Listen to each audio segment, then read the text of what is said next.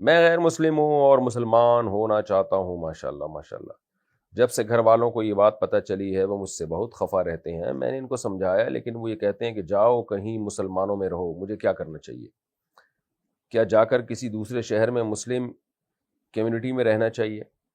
دیکھیں، اگر ناراض نہ ہو رشتہ دار اسلام قبول کرنے پر تو پھر تو سارے آدھے سے زیادہ غیر مسلم مسلمان ہو جائیں۔ وہ اسی چکر میں نہیں ہوتے کہ خاندان چھوڑنا پڑے گا، پریوار چھوڑنا پڑے گا، رشتہ دار ناراض ہوں گے۔ تو ایسے موقع پہ دیکھنا یہ چاہیے کہ جس نے پیدا کیا ہے اس کا حق زیادہ ہے یا رشتہ داروں کا حق زیادہ ہے؟ جس خدا نے ہمیں بنایا ہے، جس اللہ نے ہمیں بنایا ہے، جو کریٹر ہے، خالق ہے، اس کا دین برحق تو اسلام ہے۔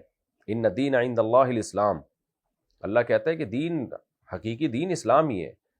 اور ومن یبتغی غیر الاسلام دینا فلن یقبل منہ، اسلام کے علاوہ کسی اور دین کو فالو کرو گے نہیں مانوں گا میں۔ اور ویسے بھی عقل استعمال کی جائے، اسلام کو آپ دوسرے مذہبوں سے کمپیئر کریں گے تو اسلام کا پلڑا بھاری رہے گا، اور صاف ستھری تعلیمات ہیں، ایک خدا کو ماننا، طہارت، صفائی، رشتہ داری جوڑنا۔ اگر آپ اسلام قبول کرتے ہیں تو بھی اسلام آپ کو حکم دیتا ہے آپ اپنے غیر مسلم رشتہ داروں سے اچھا سلوک کریں، والدین سے اچھا سلوک کریں۔ تو انسانیت اور رشتہ داری جوڑنا، یہ تو اسلام اس میں سپیریئر ہے۔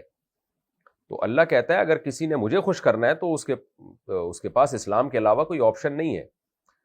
تو میرا مقصد دوسرے مذاہب کی توہین یا ان کا مذاق اڑانا نہیں ہے، لیکن مقصد صرف یہ بتانا ہے کہ اللہ کے دین جو ہے اگر کسی نے فالو کرنا ہے، عقل بھی یہی کہتی ہے کہ وہ اسلام ہی ہے۔ توحید ہے، طہارت ہے، نمازیں ہیں، عبادت ہے، حج ہے، زکوٰۃ ہے، صدقات و خیرات ہیں، رشتہ داری جوڑنا ہے، معاہدوں کی پابندی ہے، یہ ساری چیزیں اسلام کی تعلیمات میں شامل ہیں۔ 5 ارکان ہیں، یہ 5 ارکان دنیا میں کسی مذہب کے پاس نہیں ہے: نماز، زکوٰۃ، روزہ، حج اور کلمہ توحید۔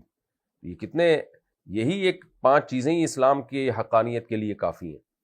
تو ضرب اللہ مثلا رجلا فیہ شرکاء متشاکسون ورجلا سلما لرجل، اللہ کہتے ہیں بتاؤ کسی کا ایک خدا ہو، ایک مولا ہو، ایک آقا ہو، وہ زیادہ خوش ہوگا یا 20 خداؤں؟